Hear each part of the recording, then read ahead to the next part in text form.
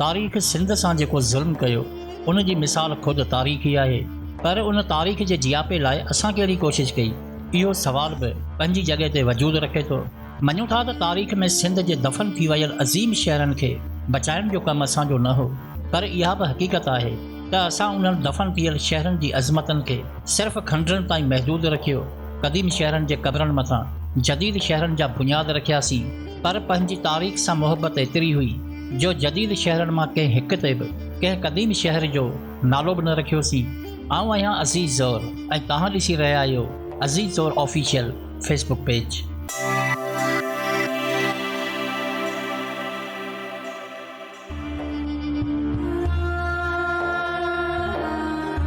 सिंध उहा सरज़मीन जिते कॾहिं शहरनि जा मीनार आसमान सां ॻाल्हियूं कंदा हुआ, अॼु उहे ई शहर मिटी में दफ़न आहिनि। पर सोचियो, जेकॾहिं उन्हनि तारीख़ी शहरनि जा नाला असां जदीद शहरनि ते रखी छॾियूं हा त अॼु सिंध जो समाज शायदि कंहिं ॿिए मोड़ ते हुजे हा।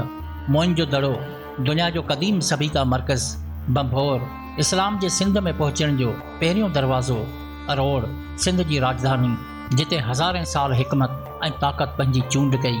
अॼु उहे नाला सिर्फ़ु किताबनि ताईं महदूद आहिनि। जीअं वक़्तु असांजी तारीख़ खे ख़ामोशी सां दफ़न करे छॾियो हुजे, पर जेकॾहिं असां जदीद शहरनि ते उन्हनि क़दीम शहरनि जा नाला रखूं हा त हर माण्हू पंहिंजे शहर सां गॾु पंहिंजी तारीख़, पंहिंजी शान ऐं पंहिंजी सुञाणप खणी हले हा। सभ खां वॾो फ़ाइदो इहो थिए हा त असांजी तारीख़ ज़िंदा थी वञे हा।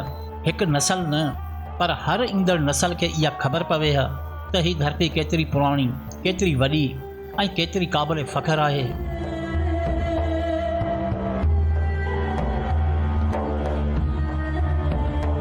जेकॾहिं हैदराबाद खे नेरोन कोट, सखर खे अरोड़, कराची खे देबल ऐं लाड़काना खे सिटी ऑफ मोइन सॾिजे हा त दुनिया सिंध ना क़बलत रुख थी बीहे हा। सियाहत, रोज़गार, मईशत सभु बदिलजी वञनि हा। असां पाण बि पंहिंजी सरज़मीन ते फ़ख़्रु महसूसु कयूं हा, पर अफ़सोस असां देबल मां कराची, लाहरी मां केटी बंदर, मंसूरा मां सांगड़, आमरी मां सेवण, कोटडेजी मां खैरपुर ऐं कंगरवा मां बदीन जहिड़ा शहर आबाद करे वेही रहियासीं। जीएम सैयद जे करे सन जो नालो त हर सिंधी ॼाणे थो, पर उन शहर जी अॾावत पुठियां लहूटा जी क़दामत जो को ज़िक्र ई नथो करे। अॼु जे नसल खे कहिड़ी ख़बर त बंभोर किथे हो, अरोड़ कहिड़ी अज़मत जो शहर हो, मोइन जो दड़ो कहिड़े मैदान जो मर्कज़ हो। नाला वापसि अचनि हा त असांजो रिश्तो पंहिंजी तारीख़ सां पाण मुरादो जुड़ी वञे हा। असांजा शहर दुनिया में सुञाता वञनि हा। The city of Aror, the valley of Bhambhore, the capital of Moen jo Daro civilisation. इहो अमल असांखे आलमी नक्शो बदिलाए ॾे हा। जेकॾहिं शहरनि जा नाला ई तारीख़ हुजनि हा त उहा तारीख़ पढ़णु फ़ख़्रु बणिजी वञे हा। नौजवान पंहिंजे जड़नि खे वधीक सम्झनि हा, वधीक मोहबत कनि हा। असांजी तबाह थियल तारीख़ जेकॾहिं नालनि जी सूरत में बि वापसि अची वञे हा त उहा सिंध जे ॿीहर ॼमण जहिड़ी ॻाल्हि हुई, छो त नाला रुॻो लफ़्ज़ नाहिनि हूंदा, बल्कि उहे क़ौमुनि जी तहज़ीब, तारीख़ ऐं सुञाणप जी अलामत हूंदा आहिनि।